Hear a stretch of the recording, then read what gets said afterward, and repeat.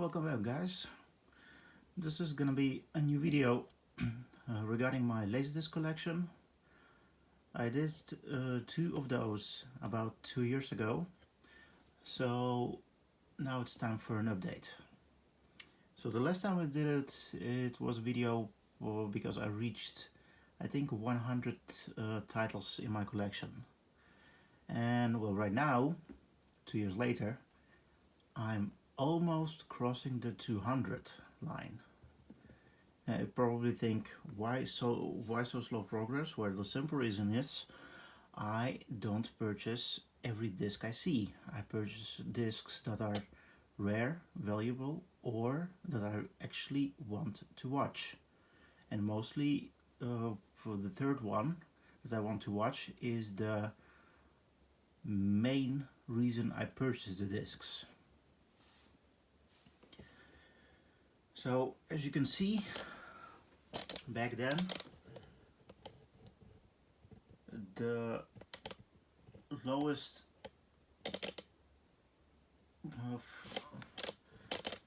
part was about half full. So we had one side was American discs and there were a small bunch of Japanese ones. Well, as you can see, the Japanese ones is completely full, and those are what I consider regular releases, like 80s, mid 90s, because the late releases have their own shelf. And then when we follow up here, as you can see, box sets are completely full, and I actually needed to split them. So on those shelves, it's pretty much all American releases. So it fully excludes the Japanese ones. As you can see, I have the Star Wars CAV Special Collection. So both three movies. Great items to have, especially because they are the unedited ones. Then we have the CLV unedited edition, the collector's set. Then we have three different Star Wars special edition releases: the American 1997 release, the Japanese 1997 release, and the Japanese 2000 release. Then we have Alien Trilogy, that's Beverly Hills Cop Trilogy, Die Hard, Lethal Weapon Trilogy. This is the regular one. This is not the Director's Cut. Director's Cut is a very late release and very annoying to get hold of. And there's the Indiana Jones Trilogy, Mad Max Trilogy. There's the Russian movie, War and Peace. Great box set. Then we have the Abyss Special Edition. All of great transfer, great to watch. Amadeus, that's an American box set. Godzilla CAV, it's a 1998 movie. And then I have Le Grand Bleu with Jean Reno. This is also this is a special box set release that contains the movie in two languages, the original French and also with an English dub over it. Then we have Men in Black box set, the Mr. Bean series, which I really like. The quality is amazing. And we have the Mask animated series, a very hard box set to get hold of, but I was very happy that I did. Then we have that's an American box set, the complete Tex Avery. Great box set, great cartoons. And then we have the full first season of X-Files. And here's the funny thing. This one, the volume 1, has been signed in person by the one and only Fox Mulder, aka David Duchovny, which is pretty sweet. I just need to find room in my room to display it properly. So right now it sits right there. Right here we have mostly Japanese releases that have English dubbing. So it's mainly anime, and on the side there's a couple of Blu-ray releases in big sleeve cases. It's kind of a thing that Disney and a couple of other studios are doing on a small scale, especially in UK. So as you can see here, we have Tenchimuyo in Love. It's an English dub. Megazone 23, the part 2 is English. Then we have Adventures of Nemo. Little Nemo, I think it's called in English. Also a great release. Then we have Lupin III, The Mystery of Mamo. That's one of the 2 Lupin box sets that contain an English dub. I'm still looking for the other one. The other one called Castle of something.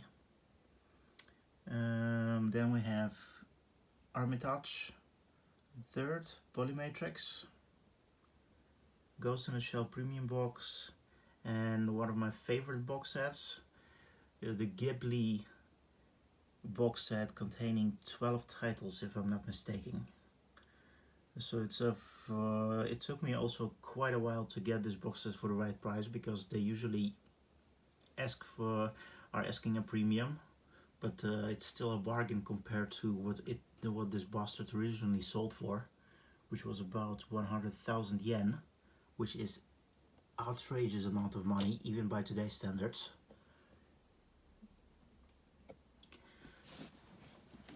Then we have a couple of regular releases. I have all the Macross Plus series. Oh no, those are Shinshin actually. That's a Idols disc. So right here we have Macross Plus, all 4 volumes, all in English, and a couple of small other ones, like this one.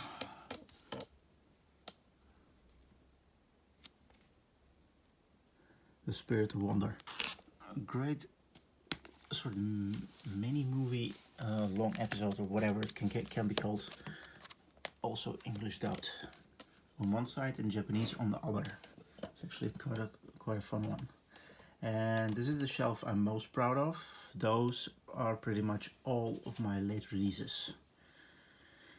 And I want to go over them with you, because those are quite cool.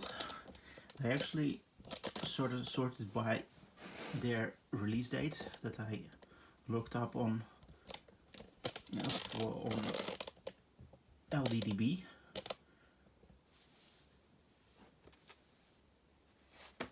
This is actually a movie that I have double, Anastasia. One of my all-time favorites. South Park Bigger, Longer, and Uncut. US 2000 release. Absolutely love it. Great transfer and fun to watch, even though I have that on DVD. But who cares?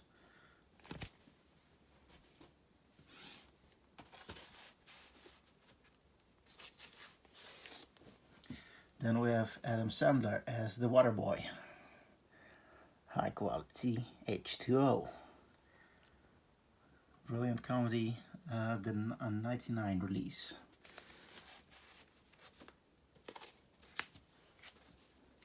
And then we have the Japanese release of Austin Powers, International Man of Mystery.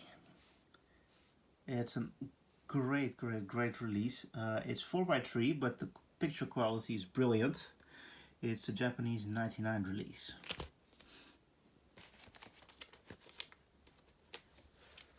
Then we have City of Angels. I have this movie in my collection for many years.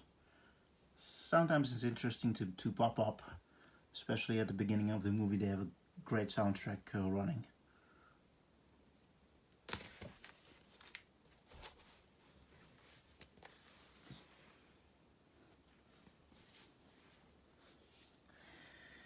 Then we have Species 2. This is also a late release, 1999.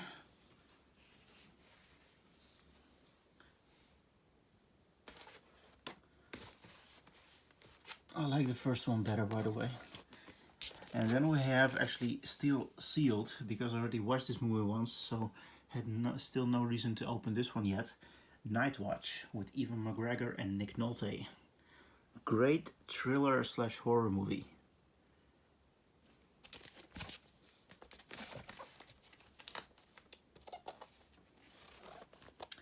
Then we have Anastasia. This is my own copy. The other one I'm selling, because I got this one in a very small lot with another one.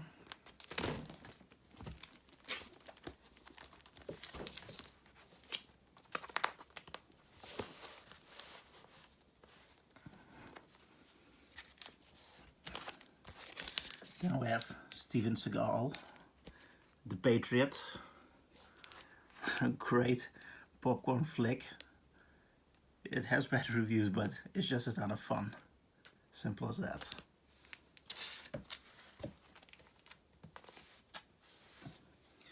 And another one of my favorites, Dark City.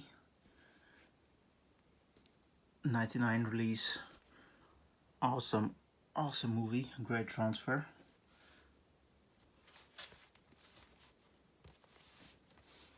And then one of my holy grails, as you can call it, the Pokemon movie, the fully animated one without the CGI. Japanese release, the 99 release.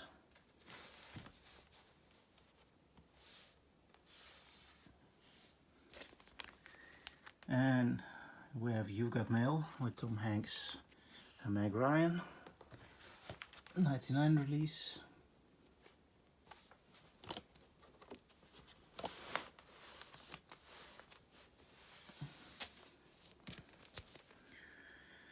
Then we have Snake Eyes, also with Nicolas Cage.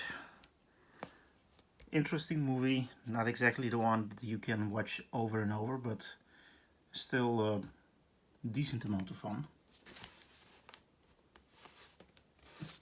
Also one of my absolute favorites, Small Soldiers.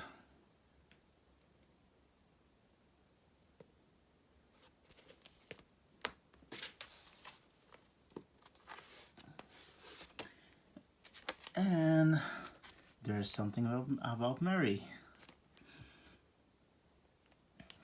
99 release. Lion King 2, Simba's Pride. Japanese only Disney release. Japan only, I should say. The movie is in English. Then we have Ants. Great flick.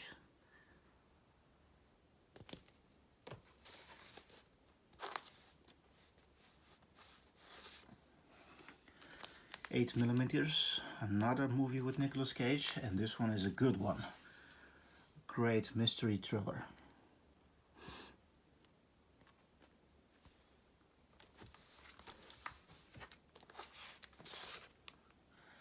Rounders. Now this one also took me a long while to get hold of, and I was pretty happy when I did. Great movie, awesome transfer, and all in all, great storyline, everything. There's also a US release of it, as far as I'm not mistaken. Pocahontas 2. I have to be honest on this one. The only reason I picked this up is because this is a late release, and that's about the only reason I actually still haven't watched it. Also one of my favorites, and one of my very first late releases that I owned, The Mummy with Brendan Fraser. A lot of fun. I can rewatch this movie endlessly.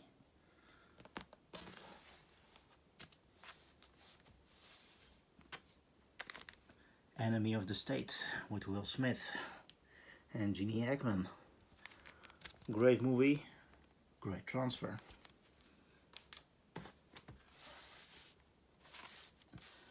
Universal Soldier: The Return. I actually still haven't finished watching this movie. The transfer is great. I liked the first one, but this one, well, I will probably give it a go, hopefully soon. And this one actually arrived just today. Technically it's not a late release, but it's a very uncommon release. It's a 1997 Japanese release, and this is the AC3 version. So it's a full Dolby Digital surround, which I will be popping in this evening.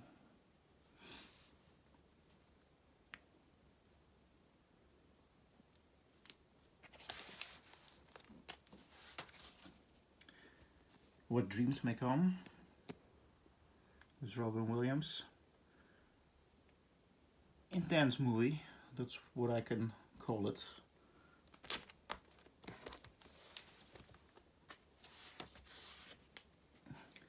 Never Been Kissed with Drew Barrymore. Fun flick. Also took me a while to get a hold of this because this is the first one I saw that actually popped up in Japan, and then I pretty much snatched it immediately.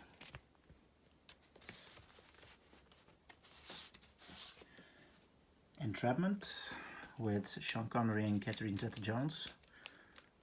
Like this movie, a great action adventure flick, sort of a heist movie. Prince of Egypt, also like this one.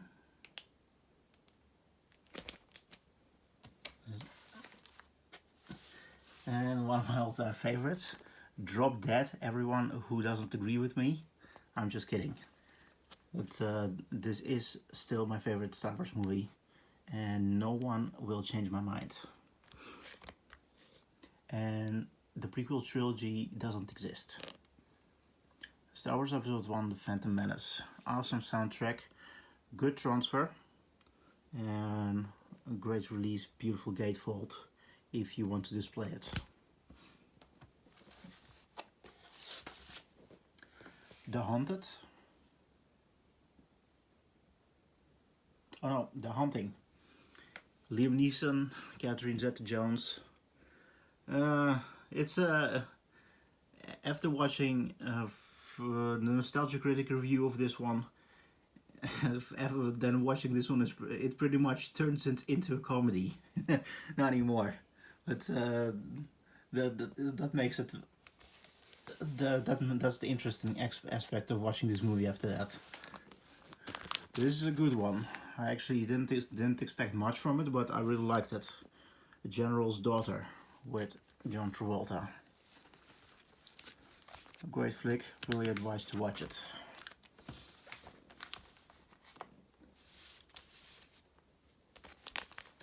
And then we have Anna and the King. As far as I understand, Jodie Foster chose this movie over doing another Hannibal. Yeah, what can I say? It's a mistake on her part. She should have been with Anthony Hopkins in the Hannibal, and not in this thing.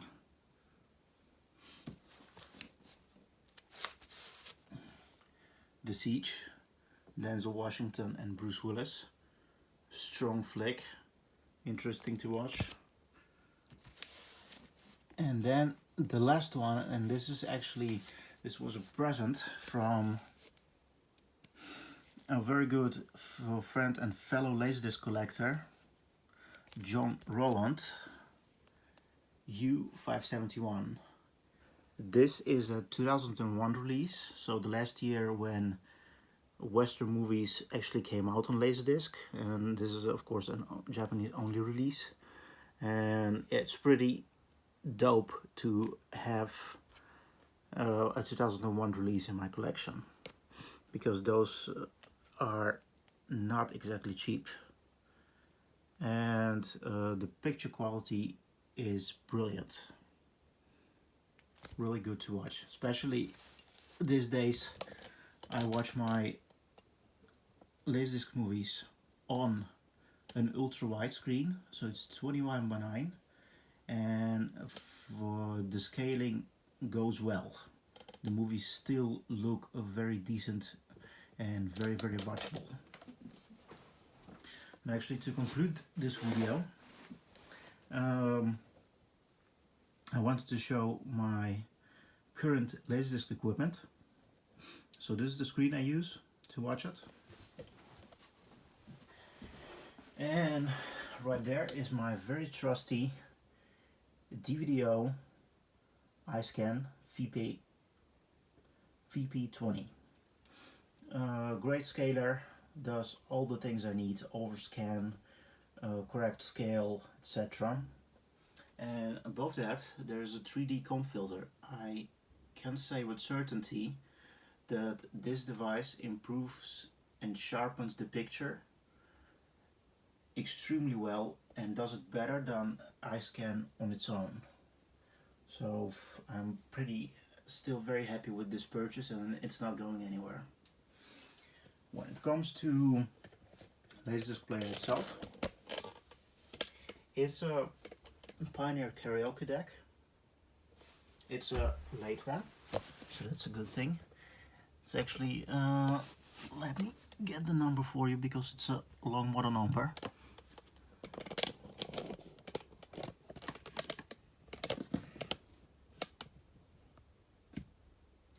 It's actually right here, CLD 3760KV.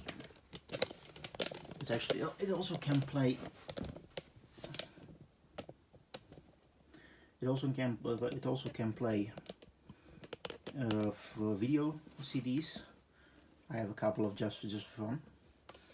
So this player is quite solid. It's double-sided, and it has AC3.